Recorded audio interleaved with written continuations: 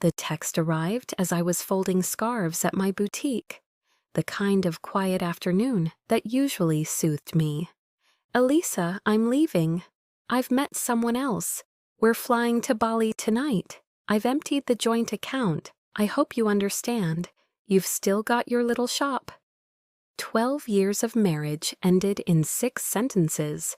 No apology, no conversation, just execution. I didn't cry, I didn't scream. My hands kept folding as if nothing had changed. Because for me, nothing had except the timing. My name is Elisa. I'm 38 years old, and I had been preparing for this exact moment for the past 6 months.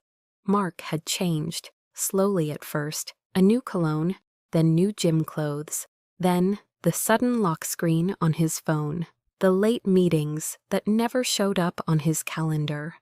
I'd suspected something long before he confirmed it with that pathetic message. 3 months ago, I'd opened a second bank account in my name only. 2 months ago, I met with a lawyer. And 1 month ago, I began transferring small amounts from our joint account into savings he didn't know existed. He thought he was ahead. He had no idea how far behind he really was. Has your life ever been turned upside down by a single message? Comment. I've seen the signs if you've ever felt the truth before it was spoken. Sophie, that was her name, 20 years old, fresh out of college. She'd interned briefly at his company. I met her once. She had a voice like candy and a handshake like wet paper. I remember the way she giggled at his dumb jokes, how she touched his arm during the holiday party when she thought I wasn't watching.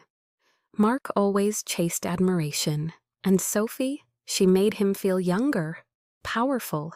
Meanwhile, I made sure the mortgage was paid and the boutique ran profitably. He once told me he envied how self-sufficient I was. I used to take that as a compliment. Now I know he resented it. After my last client left for the day, I poured myself a cup of tea, locked the door, and sat at the register. I reread his text, then I opened the exit strategy folder on my laptop. It was time. I called my lawyer. She picked up on the first ring. Elisa. He did it, I said. He finally jumped. Then so do we, she replied. Want him served at the airport? No, I said. Let him take off. Let him enjoy his illusion. That night, Mark sent another text. Don't take this personally. We just drifted apart. I deserve to be happy. So do you. I screenshotted it and added it to the evidence folder. It would pair nicely with the hotel receipts, flight confirmations, and charges made to our joint credit card for Sophie's spa day.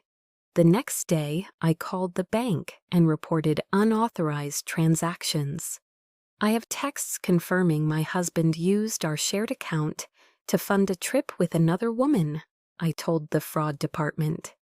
The representative was silent for a moment. Then she said, "We'll begin the reversal process immediately." Mark would be in for a surprise when his first-class tickets were canceled, when the luxury hotel refused their check-in, and when the joint account balance showed 0 not because of me, but because the bank froze it after a flagged fraud report. Mark thought he was walking away from me, but really he was running straight into the walls I had built. I spent that evening organizing paperwork, title to the house, solely mine, boutique registration, also mine, tax records showing separate income streams. Mark had always joked that I was obsessive about documentation. Now that habit was about to save me everything. The next morning, I walked into my boutique as usual.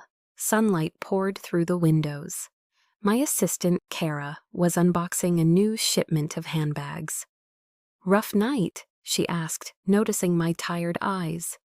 "Actually," I said with a smile, "the night went exactly how I planned." At noon, Mark's mother called. "Elisa, honey, Mark told us you're being difficult. He said you're trying to ruin his trip." I put her on speaker while arranging window displays. Did he mention he emptied our joint account without consent? Silence. Or that he booked a trip with a 20-year-old intern using our shared credit card? More silence. Oh. By the afternoon, word had spread through mutual friends. Apparently, Mark and Sophie were staying in a motel near the airport. The hotel canceled the reservation. The airline wouldn't honor the tickets. His credit cards maxed out. I sipped coffee while reading a post Sophie had shared. Some people show their true colors when things don't go as planned. SMH, my lawyer, called with more updates.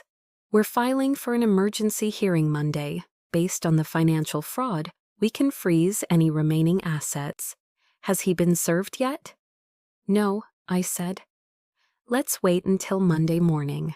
Let him enjoy the weekend in his motel room. That evening, Mark texted again. You think you're so clever, but I have all the boutique's financials. Half that business is mine. I laughed. The boutique was started 3 years before our marriage. All registered under my name. Every account, every order, every employee payroll was documented. And Mark? He once called it a cute little hobby. Now it was going to be the empire that buried him. That night, I pulled out our wedding album. It felt like opening a photo book of strangers. There was a time when Mark's smile meant comfort. Now it looked like a mask. How long had he been planning this? And how long had I been pretending not to see?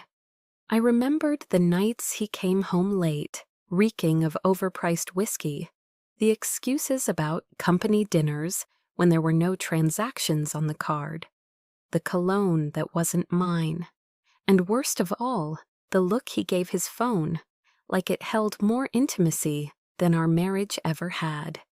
But I didn't rage. I documented. I waited. And now I was executing. Sometimes silence isn't weakness, it's strategy.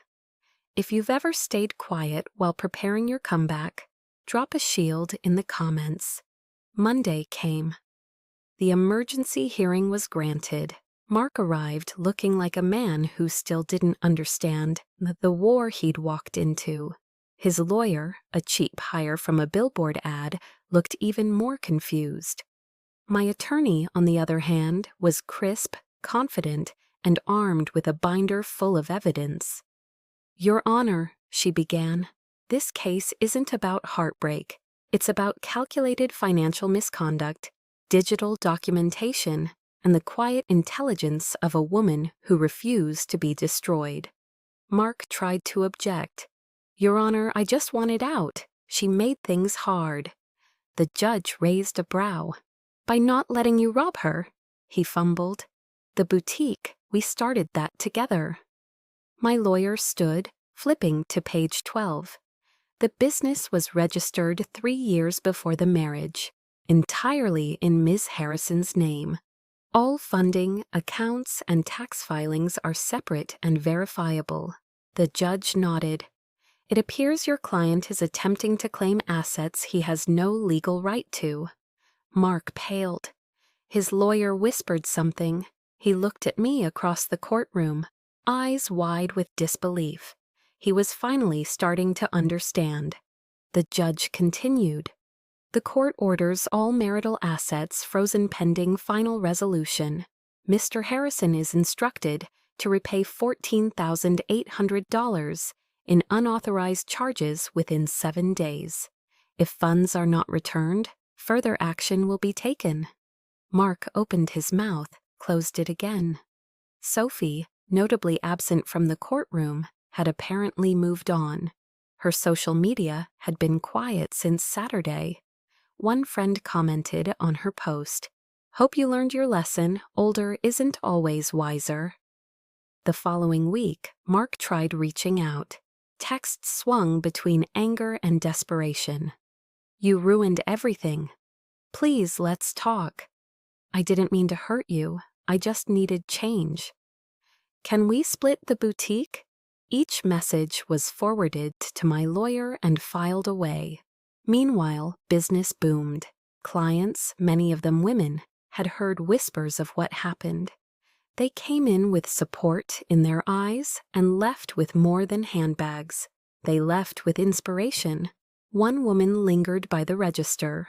"My ex did something similar," she said quietly, "but I didn't think I was strong enough to fight back." "You don't have to scream," I replied. "You just have to be ready." Mark's life unraveled faster than I anticipated. He moved back in with his parents, tried dating again, but women his age didn't want a man living in his childhood bedroom, and younger ones had already heard the story. At the final divorce hearing, he looked older, smaller. The judge ruled exactly as we'd expected. I kept the house, the boutique, all premarital assets. Mark walked away with personal items and debt. They thought she'd fall apart. Instead, she rose. Comment: "I build, I protect, I rise," if you've ever been underestimated and proved them wrong. Outside the courthouse, he approached me. "You planned all of this," he hissed. "You let me think I won." "No," I said, my voice calm.